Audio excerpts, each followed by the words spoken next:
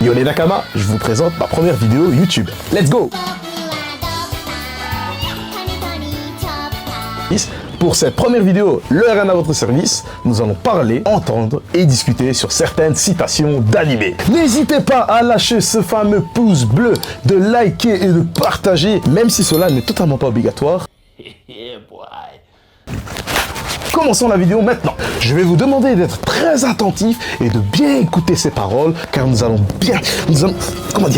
méditer, nous allons réfléchir et nous allons nous poser et surtout discuter sur ce que nous allons entendre. Première citation, let's go. C'est un rêve qui ne nous est pas permis, tu comprends? Il ne faut jamais jeter l'éponge avant d'avoir essayé. T'as autant de potentiel que les autres, tu peux y arriver aussi. Crie pas, je suis pas sourd, je te répète que t'as pas une chance. Je te dis que si j'y arriverai, je continuerai à courir après mon rêve. Peu importe qu'on soit pauvre ou orphelin, on est tous capables d'accomplir des exploits inouïs. Tout est possible quand on y croit. Un jour, je réaliserai mon rêve et je ferai tout ce qui est en mon pouvoir pour vous rendre heureux. Je sais qu'Asta, certes, il crie beaucoup dans l'anime Black Clover, mais c'est très intéressant. En soi, quand on réfléchit bien, peu importe que nous soyons donc pauvres, que nous soyons bien orphelins, la vie ne s'arrêtera jamais là. Donc, je m'explique. Donc moi, selon j'interprète ce que Asta dit, je dirais plutôt aux gens que malgré les situations qui peuvent être difficiles, comme il le prononce, orphelin, pauvre, il y a toujours moyen de s'en sortir. Je pars du principe que dans la tête, il faut toujours se dire qu'il y a pire. Parce que voilà, le monde est comme ça, malheureusement, tout le monde a la chance d'être riche, pas tout le monde a la chance d'être pauvre, enfin, c'est compliqué de pouvoir avoir tout.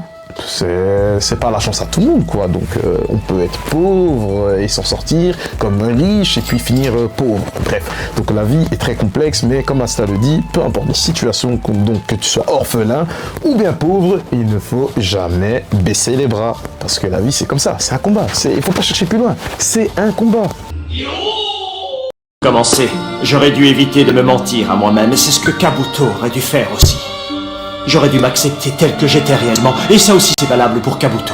Si j'avais été capable de faire ça, je n'aurais pas eu à te mentir. Le mensonge tue la confiance, et surtout il te prive d'amis sur qui compter vraiment. Et pire que ça, le mensonge t'empêche de te voir tel que tu es réellement. En effet, le mensonge ne mène à rien. Donc ça sert à rien de se mentir à soi-même pour impressionner quelqu'un. Parce que dans la vie de tous les jours, quand on ment, on crée cette manque de confiance. Imaginons une situation, tu trompes ta copine, ou bien tu veux pas dire la vérité à ton pote, vous mentez à soi-même, vous perdez ce qu'on appelle la confiance. En se mentant à soi-même, vous mentez aux autres. Quand on vit dans ce monde de mensonges, on finit par se trahir soi-même. Et donc on se perd même dans la personnalité, ou bien je dirais, je sais pas moi, bref, dans la vie de tous les jours, les gens, faut pas mentir. C'est pas bien de mentir. Non, le mensonge est pas bien. Ayez confiance en vous, croyez en vos capacités et surtout soyez quelqu'un de vrai. C'est ça le plus important, être vrai.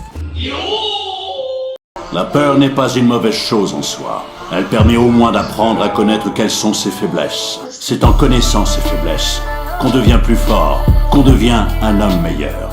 Voilà ce que tu as appris aujourd'hui.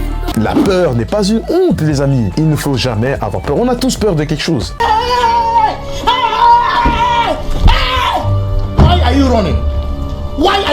Que ce soit le noir, que ce soit la mort, que ce soit les épreuves, tout autre, il ne faut jamais avoir peur. C'est là où on reconnaît nos faiblesses, qu'on peut toujours devenir plus fort.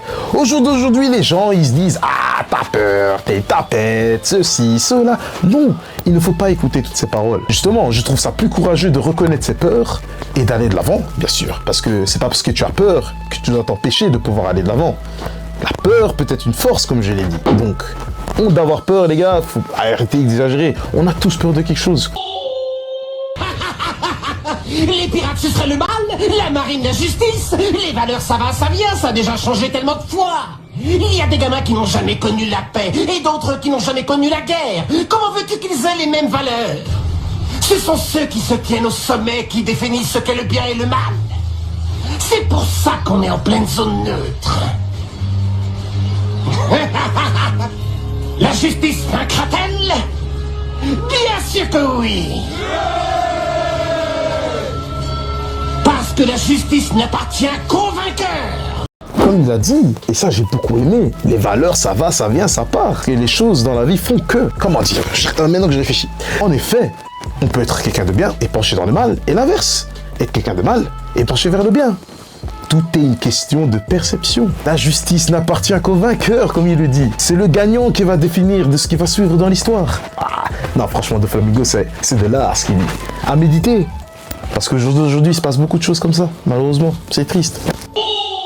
C'est un discours de perdant! De perdant et de rien d'autre! Un vainqueur se doit de toujours rêver! Un vainqueur se doit de parler du monde tel qu'il devrait être, pas tel qu'il est! Alors là, pourquoi est-ce que Aizen c'est le GOAT? Il te fait comprendre clairement que si tu veux être là dans la vie, tu ne dois pas avoir peur de rêver. Écoutez-moi bien, comme Aizen le dit, un vainqueur ne doit pas s'empêcher de rêver. Ça veut dire que si vous avez un but dans la vie, battez-vous jusqu'au bout pour. Ne laissez pas les obstacles choisir à votre place. Parce que les gens au jour d'aujourd'hui définissent un petit peu en partie ce qu'on doit être. Alors que c'est faux. C'est nous-mêmes qui sommes maîtres de nos choix. C'est nous-mêmes qui décidons de ce qu'on va devenir. Que ce soit par nos paroles et nos actes. Ce que l'on fait aujourd'hui a un impact peut-être pour demain. Tu te bats pour ton avenir et pas pour les autres. Tu te bats pour toi-même. Pour créer ton avenir pour demain. C'est marrant. Tous les gens que j'ai croisés, ils avaient tous une chose en commun. Que ce soit la boisson, les femmes, la religion, la famille, la couronne, un rêve, des enfants, la puissance. On a tous besoin d'une obsession pour tenir le coup. C'est ce qui nous donne la force de continuer à avancer. Alors là, je pense que c'est une de mes citations préférées, que ce soit pour la famille, que ce soit une question de religion, que ce soit une question même peut-être philosophique, je dirais. On a chacun une obsession qui nous pousse à agir.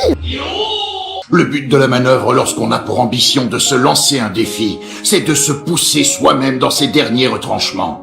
Et pour ça, on doit s'imposer volontairement un handicap de taille. Oui, d'accord. Le seul moyen d'atteindre son objectif, c'est de placer la barre le plus haut possible.